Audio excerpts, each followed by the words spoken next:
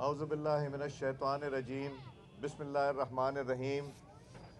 آج کے میزبان ملک عرفان صاحب، ایم پی اے ملک وحید صاحب، چیئرمین صاحبان، وائس چیئرمین صاحبان، کاؤنسلر صاحبان، میرے دوستوں، بھائیوں، نوجوانوں، السلام علیکم۔ ملک صاحب نے تو بہت تفصیلی گفتگو کر دی، میں چند چیزوں پہ آپ سے گفتگو کرنا چاہتا ہوں۔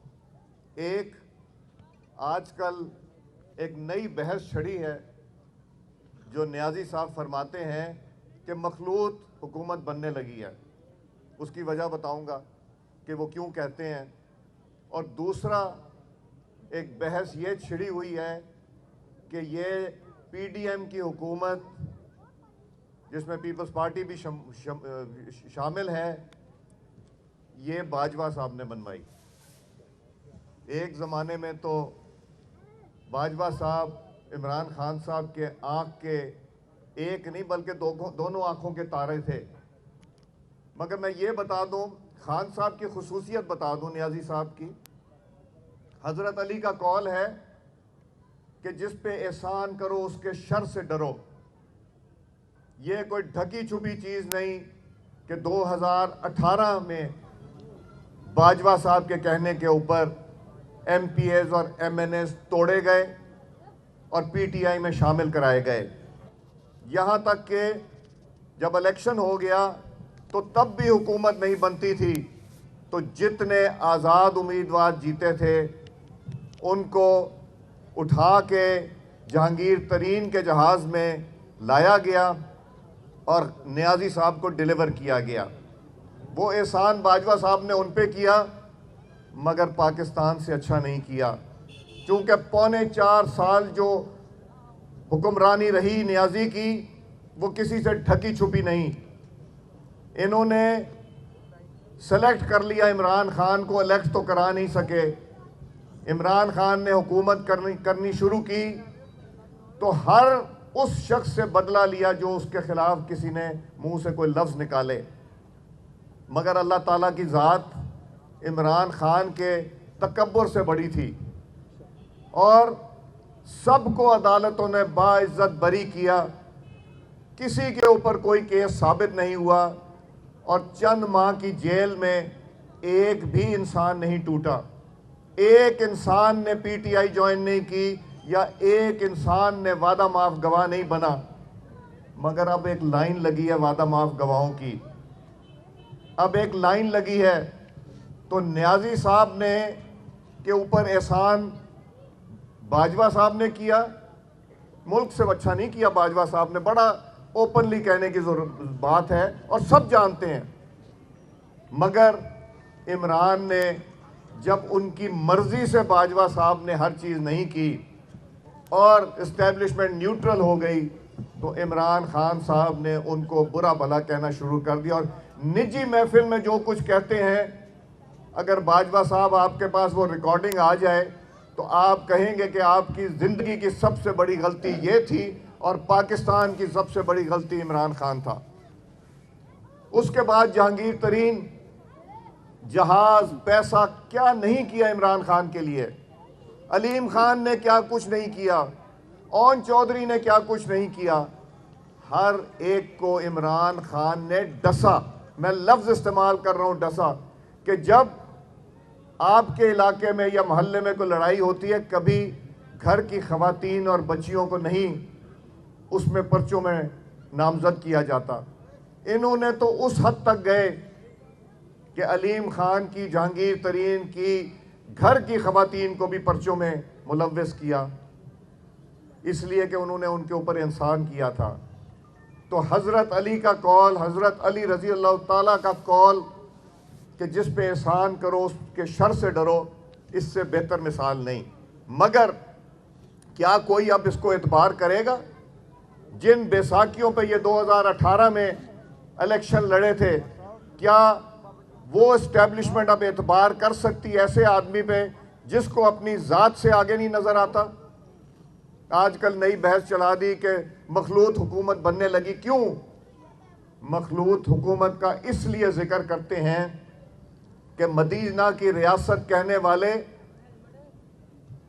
حضور صلی اللہ علیہ وسلم کا نام لے کے جھوٹ بولنا، اور وہ گھڑی جس پہ خانہ کعبہ کی، جس کو چومتے ہیں ہم، اس کا بھی سودا کر دینا، اس کو بھی بیچ دینا۔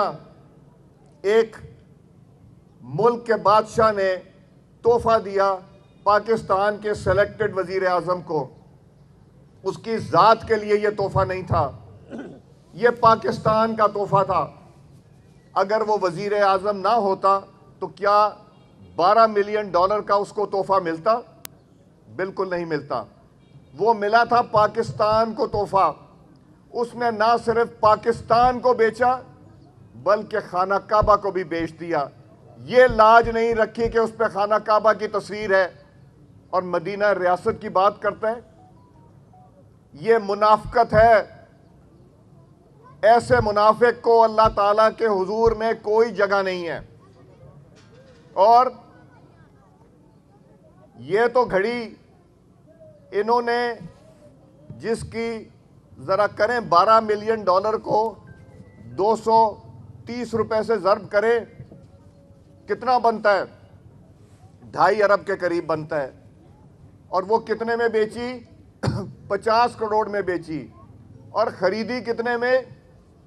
وہ خریدی چند کروڑ میں خریدی، جس کی قیمت 10 کروڑ لگوائی، 2 کروڑ 2.5 کروڑ میں خریدی اور 50 کروڑ میں بیچی، اور خانہ کعبہ کی تصویر بھی بیچ دی۔ یہ پاکستان کی امانت تھی اس کے پاس۔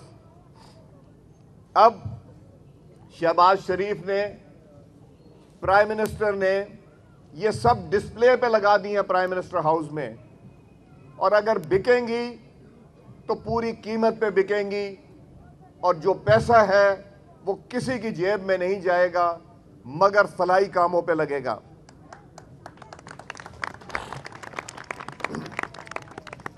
انہوں نے 6 ارب کی چیزیں جب کہیں جاتے ہیں تحفہ ملتا ہے تو وہ تحفہ یا سفیر کو دیا جاتا ہے، یا چیف آف پروٹوکول کو دیا جاتا ہے، یا پرائم منسٹر کے ساتھ ایک بریگیڈیئر ایم ایس ہوتے ہیں ان کو دیا جاتا ہے۔ انہوں نے اس کو شو ہی نہیں کیا، قیمت ہی نہیں لگوائی۔ 6 ارب کے ہیروں کے ہار اور گھڑیاں موصوف لے گئے، اور مدینہ ریاست کی بات کرتے ہیں، کہتے ہیں کہ میں مدینہ کی ریاست بناؤں گا۔ منافقت ہے یہ، منافقت، جھوٹ ہے یہ۔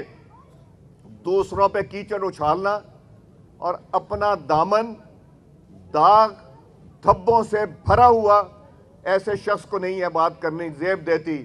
اور جو آڈیو لیکس آئی ہیں، کیا مدینہ کے ریاست کے حکمران ایسی باتیں کرتے ہیں؟ یہ سب نے سنی ہے، کوئی ڈھکی چھپی نہیں۔ مذہب کو استعمال کر کے تم لوگوں کے دل جیتنا چاہتے ہو، مگر دل تو شاید تم جیت لو کچھ نادان لوگوں کے، مگر اللہ تعالیٰ کی مار سے کیسے بچو گے؟ پھر یہ بچنا چاہتے ہیں کہ چونکہ ان کی بچی کا کیس اسلام آباد ہائی کورٹ میں چل رہا ہے، چند دنوں میں فیصلہ آنے والا ہے، توشہ خانہ کا کیس چل رہا ہے، ان کے خلاف فورن فنڈنگ کا، جہاں ہندوستان کے نیشنل، اسرائیل کے نیشنل، ان سے بھی پیسے لیے ہوئے انہوں نے، اور چھپایا، بتایا نہیں، اور بار بار پوچھنے پہ بھی کہتے تھے کہ ہم نے تو نہیں لیے، مگر اسٹیٹ بینک آف پاکستان نے سامنے رکھ دی ساری کہ کہاں سے پیسہ آیا اور کس نے بھیجا۔ امریکہ میں بیٹھے ہندوستان کے شہریوں نے بھیجا، اسرائیل کے شہریوں نے امریکہ میں بیٹھے بھیجا، پاکستانیوں نے بھی بھیجا، مگر جب یہ ہم دیکھتے ہیں تو نظر آتا ہے کہ شکنجہ تنگ ہوتا جا رہا ہے، ان کا پھندا گلے میں پڑ گیا۔ اب یہ دیکھنا ہے کہ فیصلہ کب ہوتا ہے۔ یہ فیصلہ دور نہیں ہے، ان سب کے فیصلے ہوں گے۔ ایک نیا شوشہ چھوڑ دیا کہ باجوہ صاحب نے پی ڈی ایم اور پیپلز پارٹی کی حکومت بنائی۔ اگر باجوہ صاحب نے وہاں بنائی تھی تو مونس الہی کا بیان اور پرویز الہی صاحب کا بیان جو ہے وہ تو کہتا ہے کہ انہوں نے یہاں بنائی تھی۔ سو کون صحیح ہے؟ میں ہر اس میٹنگ میں شامل تھا جو 2-3 ہم میں سے مل کے ساری جماعتوں سے بات کر رہے تھے۔ جن لوگوں نے پی ٹی آئی کے لوگ جو آج بھی قومی اسمبلی میں بیٹھے ہیں، ان کا گلہ کیا تھا؟ ان کا گلہ تھا کہ ہم سیاست عزت کے لیے کرتے ہیں اور خدمت کے لیے کرتے ہیں۔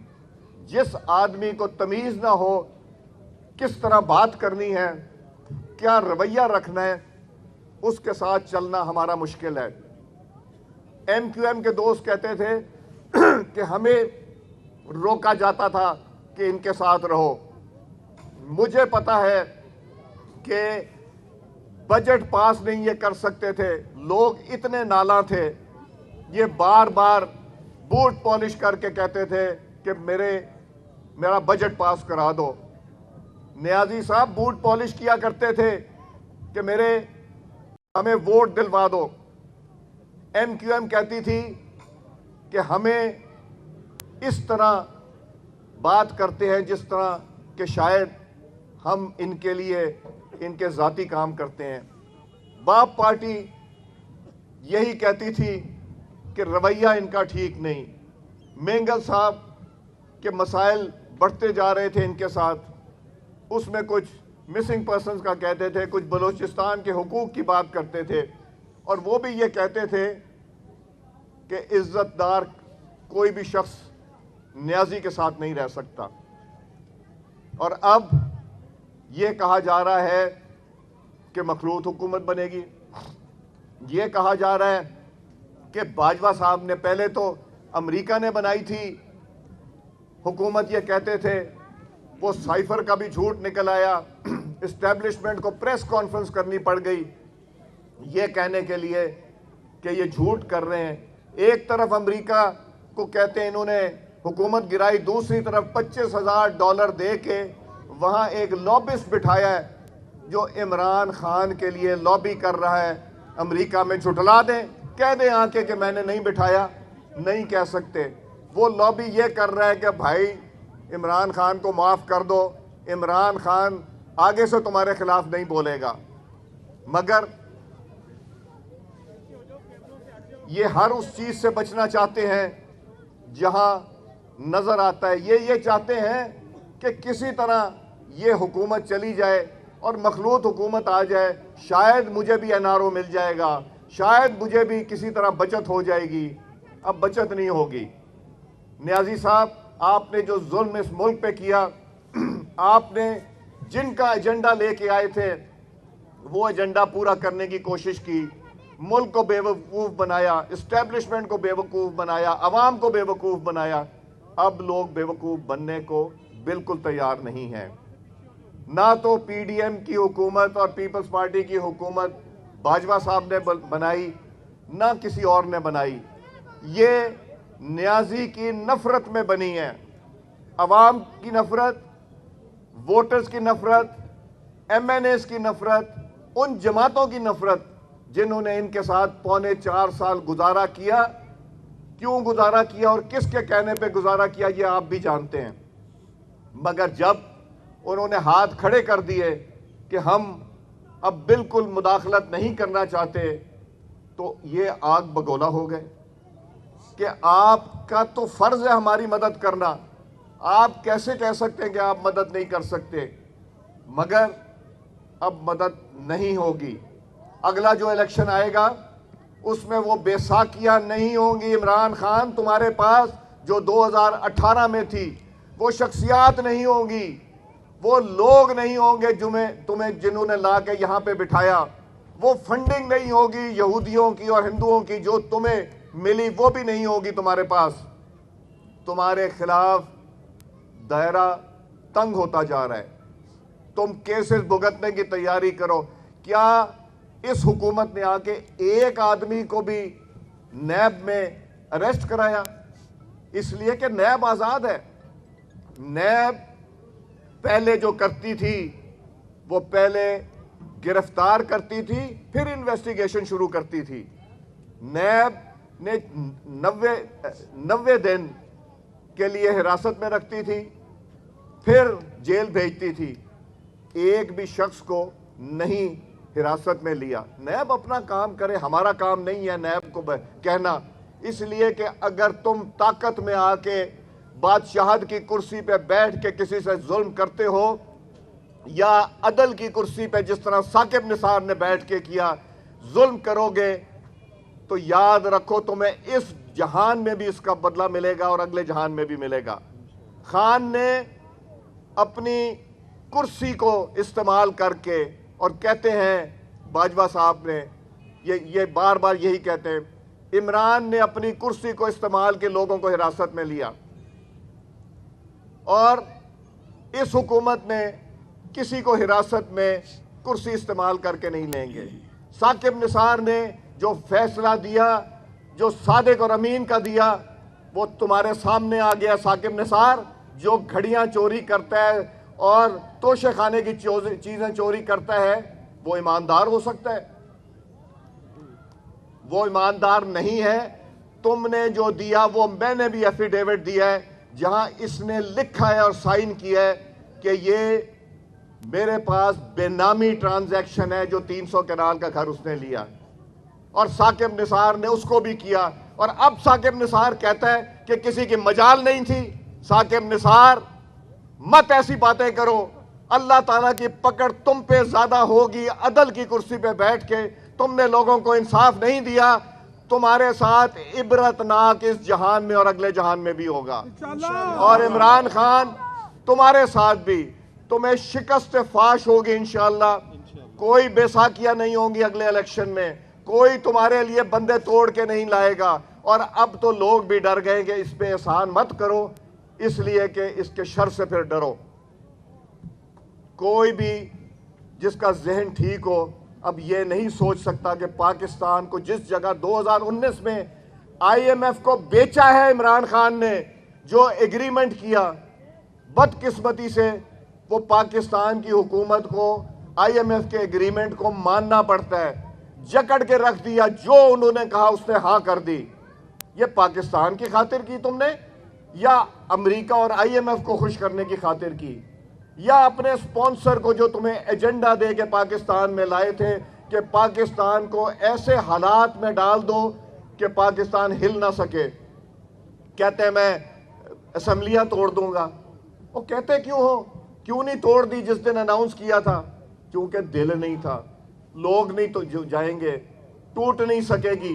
اب تو ہے نہیں نا وہ لوگ جو آگے کہتے تھے کہ ہم نہیں ٹوٹنے دیں گے یا ہم توڑوا دیتے. اب تو وہ بھی ساتھ نہیں ہے. ڈرتے بھی ہو, ایک قدم آگے لیتے ہو, 2 قدم پیچھے لیتے ہو. کیوں نہیں توڑ دی اسمبلیاں؟ کے پی کی اسمبلی کیوں نہیں توڑ دی؟ اور قومی اسمبلی میں آ کے اگر استعفے دینے ہیں تو آؤ, اسمبلی میں آؤ, ہاتھ سے لکھ کے دو, اسپیکر کے ساتھ بیٹھو. جب اسپیکر نے بلایا تو آئے نہیں. اب کہتے ہیں کہ جی ہم نے ہمارے استعفے منظور کرو. ہر چیز میں منافقت, جھوٹ, فریب. کوئی ایک چیز ایسی نہیں ہے جس میں ہم کہیں کہ یہ سیدھے راستے پہ چل رہے. قوم بہت بے وقوف بن گئی, اب نہیں بنے گی. اب تمہارے احتساب کا وقت آ گیا. تم اپنی بچی کا بھی حساب دو گے, تم توشہ خانہ کا بھی حساب دو گے, فورن فنڈنگ کا بھی حساب دو گے, اور ملک کو جہاں پہ لا کے جکڑا ہے اس کا بھی حساب دو گے. ہم انشاءاللہ, آپ نے 3.25 سال سے ایک پیسہ آپ کو نہیں ملا تھا ڈیولپمنٹ کا. جو پیسہ ملا وہ فیصلہ ایم پی اے, چیئرمین, وائس چیئرمین, کاؤنسلر اور ورکر کریں گے کہ کہاں لگنا ہے. اور ہمیں نہیں ملا. ہم نے تو یہ کہا کہ ایلوکیٹ کر دیں ان یونین کاؤنسلز کے لیے. آج یہ یونین کاؤنسل کی جو میٹنگ ہے, اس طرح کی ہم ہر ہفتے میٹنگ کرتے ہیں, ہر پی پی میں جا کے کرتے ہیں, اور آپ کو یہ بتا رہے ہیں الیکشن 2018 میں جب ٹرم پوری ہوگی اس کے بعد الیکشن ہوگا. کوئی الیکشن جلدی نہیں ہونے لگا. تمہاری خواہش پوری نہیں ہوگی, زیادہ تنگ کرو گے.